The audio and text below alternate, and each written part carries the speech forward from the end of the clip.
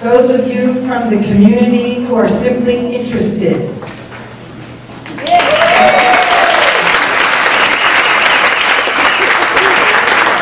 And I know that we have one teacher from California who is on unpaid furlough for the week.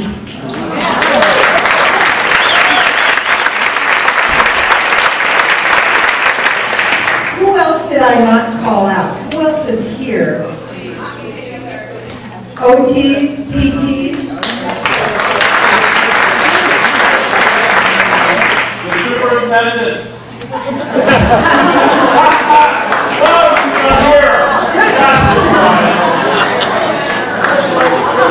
Okay, I want to welcome you to Seattle University, and I am grateful to Seattle Education 2010 for inviting us to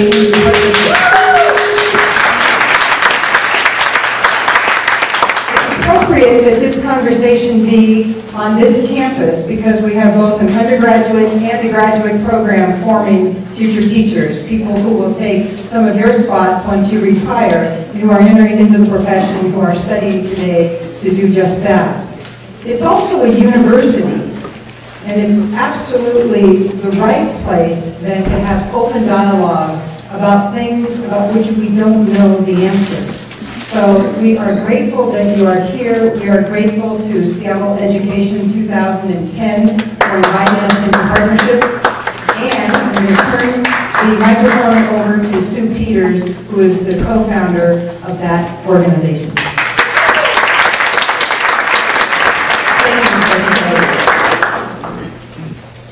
Thank you all for coming tonight on a school night, no less.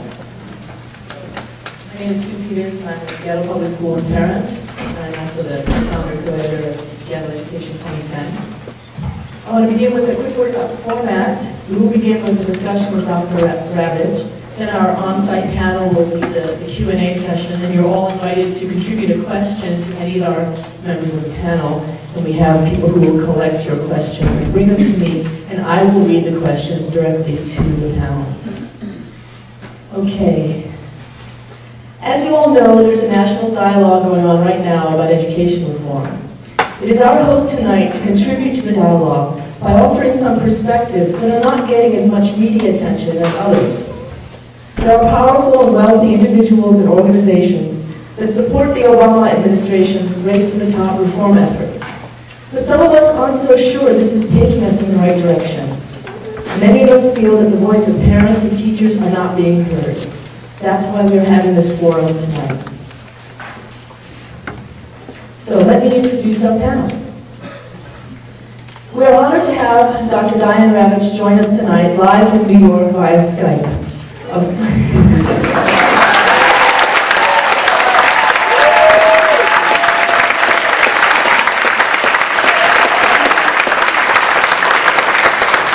foremost national authority on education. She brings a unique perspective as the former Assistant Secretary of Education in the first Bush administration. She originally supported No Child Left Behind and many elements of education reform, but has since concluded that these are not the right direction for our schools and children, but in fact can be quite harmful. She has written many books. The most recent is The Death and Life of the Great American School, and the subtitle is very important as well, How Testing and Choice Are Undermining Education. And I highly recommend this book, and there will be some signed copies available for purchase after the forum. We are also honored to have a local education scholar with us tonight, Professor Wayne Au. He is a product of Seattle Public Schools as a graduate of Garfield High School. And a former Seattle Public Schools teacher. Currently, he is an assistant professor at the University of Washington in Buffalo, and on the editorial board of Rethinking School magazine.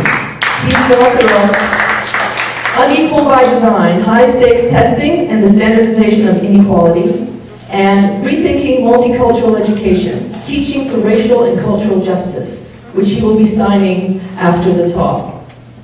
We also have with us Jesse Hagopian, who is both a graduate of Garfield High School and currently a history teacher at Garfield.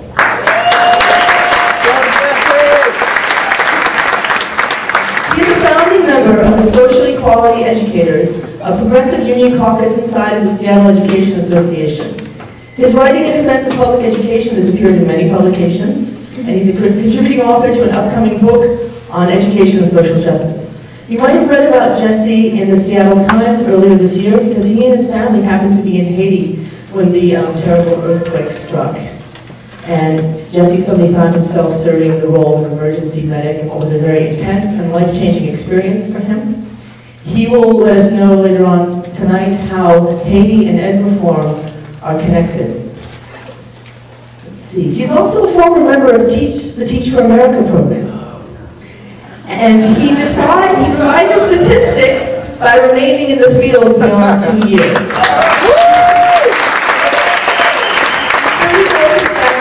Only 34% of Teach for America recruits stay in the profession beyond the required 2 years.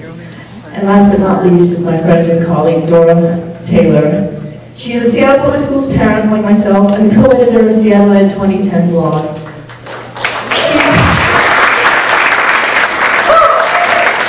She's a strong advocate for alternative programs and alternative schools, and she's currently writing a series of articles about innovative and successful programs around the country as a columnist for the Huffington Post. Thank Dr. Ravitch. Thank you, Dr. Ravitch. Thank you. Can you hear me? Yeah. Oh, wow. Well, first of all, I want to say thank you to Dora Taylor and to everybody in Seattle for inviting me to be with you tonight. And I welcoming you into my home in Brooklyn Heights. So, from my office.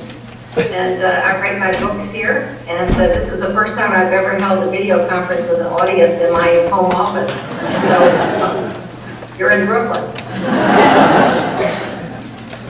I'm happy to be with you because, for one thing, I don't have to fly 6,000 miles to come out and talk to you. So that's a huge saving for all of us. But I think more, to the point of what's happening right now, I think these are very perilous times. I've been studying the history of American education since the late 1960s.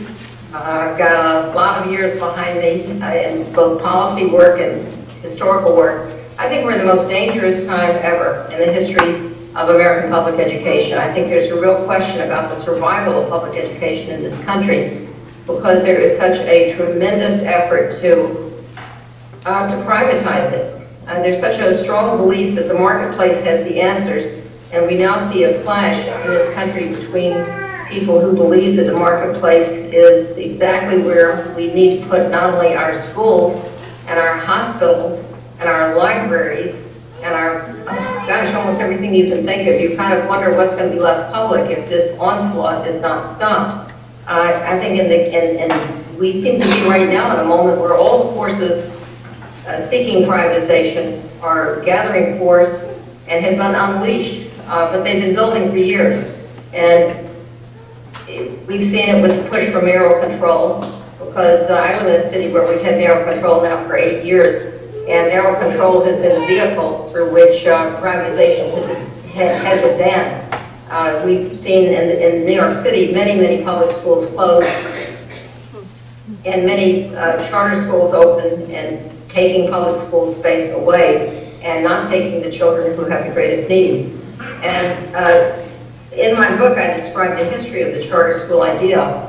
It was actually Albert Shanker, the president of the American Federation of Teachers, who had the idea in 1988 that charter schools could be created by public school teachers. They might be able to turn to their colleagues and say, I want to help, we want to help solve some of the problems.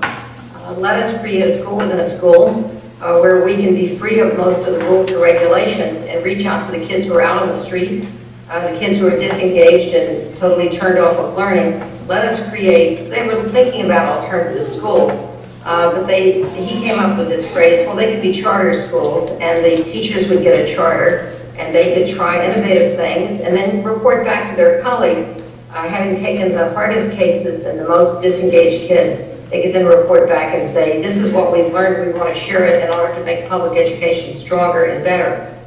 What's happened over these past, 12, 10, 22 years is this. First of all, Albert Shanker turned against his own idea. In 1993, he decided that the whole charter movement, as it was then forming, was becoming a vehicle for privatization because he saw an organization called Educational Alternatives, Inc. move into Baltimore, take over several Baltimore schools. One of the people who worked in the Baltimore schools at that time was a young Teach for America teacher named Michelle Reed. You may have heard of her. And Albert Shanker decided that charter schools that he had lost, that they were becoming in effect, the people who wanted vouchers were turning to charter instead because they couldn't get vouchers. So what we see happening right now is, as I said, this convergence of forces. There's this movie that's gotten, I've never seen a documentary, get the kind of introduction that Waiting for Superman has had with this mass media rollout, not only with cover story in Time magazine, but in many other magazines. Several days of programming on NBC focused on Waiting for Superman.